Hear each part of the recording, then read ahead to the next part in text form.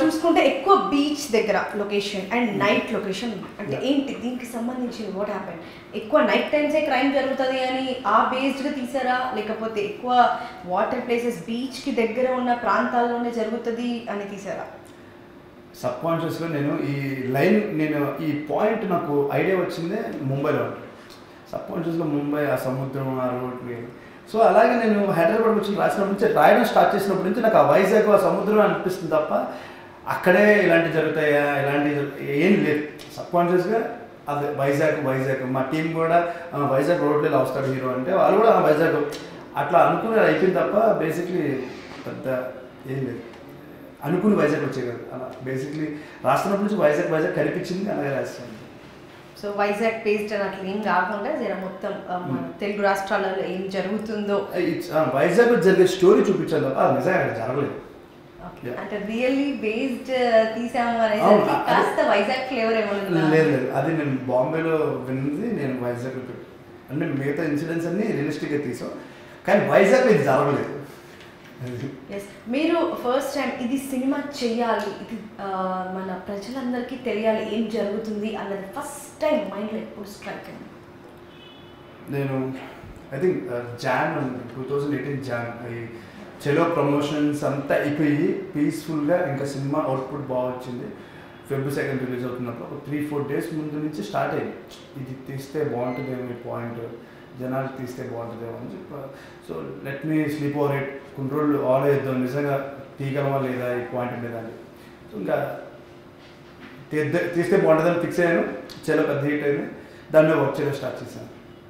So అప్పటి నుంచి మీరు ఏమి ఇన్సిడెంట్స్ జరిగిన పాజిటివ్స్ నెగిటివ్స్ ప్రతి ఒక్కటి మీరు పెన్ అండ్ పేపర్ వర్క్ చేయడం స్టార్ట్ చేశారు. సో ఇప్పుడు మనము లైక్ ఇందులో గర్ల్స్కి సంబంధించిందని చెప్పారు కదా, మరి అబ్బాయిలకి కూడా కొన్ని ఇన్సిడెంట్స్ జరుగుతున్నాయి. అదే ఒకరు చేసింది ఇంకొకరి మీద నింద వేయడము, ఫ్రెండ్స్ అందరు కలిసి కాకుండా ఒక్క అబ్బాయి చేసి ఫ్రెండ్స్ టీమ్కి మొత్తం కూడా రావడం జరుగుతుంది. సో మరి మీరు అట్లా గైస్ దగ్గర కూడా వెళ్ళి కాస్త ఇన్వెస్టిగేషన్ చేసి మన సినిమాకి వర్క్ చేశారా? మీరు అనుకుంటున్న స్క్రిప్ట్ నేను రాసిన స్క్రిప్ట్ కంప్లీట్లీ డిఫరెంట్ అండి. సో మీరు చూసి చెప్తారు. Nice question. I wanted to right that kind of script.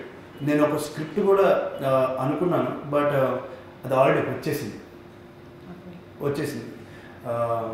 English movie. So చూసి నేను చాలా నిజంగా అంటే ఒక రేప్ చేస్తారు, ఒక అమ్మాయి రేప్ చేస్తారని చెప్పింది, బట్ తీరా చూస్తే ఆ అమ్మాయి నిజంగా రేప్ చేయదు. ఆ లోపలికి వెళ్ళింది ఎలా ట్రీట్ చేశారు, నిజం ఏంటి అబద్ధం ఏంటి కనుక్కోవాలి కదా అని చెప్పి చూపించారు. ఇట్స్ నైస్ పాయింట్, బట్ వచ్చేసింది కదా మనం చూపించడం వేస్ట్ అది. సో మీరు అనుకుంటున్న పాయింట్ ఇప్పుడు నేను తీసిన పాయింట్ కంప్లీట్ డిఫరెంట్. ఇది మేము అబ్బాయిల దగ్గరికి వెళ్ళి కనుక్కోవాల్సిన అవసరం లేదు సినిమా. ఇట్స్ ఆల్రెడీ జరిగిపోయిన మ్యాటర్ అండ్ నిజమని తెలిసిన మ్యాటర్ దగ్గరికి వెళ్ళి చేసి కనుక్కున్న అమ్మాయిలకి మాత్రం సంబంధించిన సినిమా. సో ఈ సినిమా ద్వారా మీ ఫిల్మ్ ఇండస్ట్రీ జర్నీలో యూటర్న్ జరిగే అవకాశం ఉందా? ఏంటి బాగానే ఉంది, యూటర్న్ కదా బూస్ట్ కావాలి నాకు కొంచెం. అదే యూ చేసి ఇలా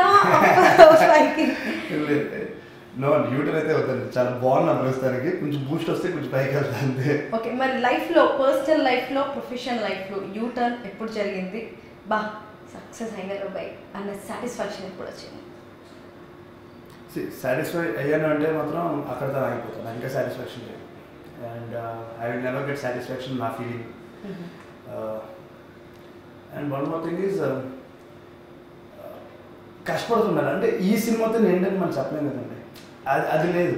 ఈ క్యారెక్టర్ వేసి అమ్మ అయిపోయింది, క్యారెక్టర్ వేసి సాటిస్ఫాక్షన్ వచ్చింది, ఇంకో క్యారెక్టర్ చేస్తాం, మళ్ళీ ఇంకో క్యారెక్టర్ చేస్తాం, అలా అన్ని క్యారెక్టర్లు చేయాలి.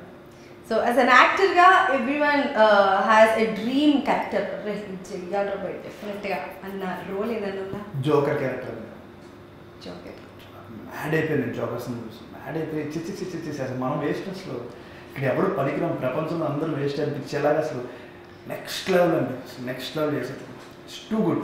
అతని మూవీ నేను ఆల్రెడీ ఒక సినిమా చూశాను, హరణి, దాంట్లో కూడా చింపేశారు. అండ్ జోకర్లు అయితే అవుట్ స్టాండింగ్ పర్ఫార్మెన్స్. ఒక చిన్న ర్యాపిడ్ ఫైర్.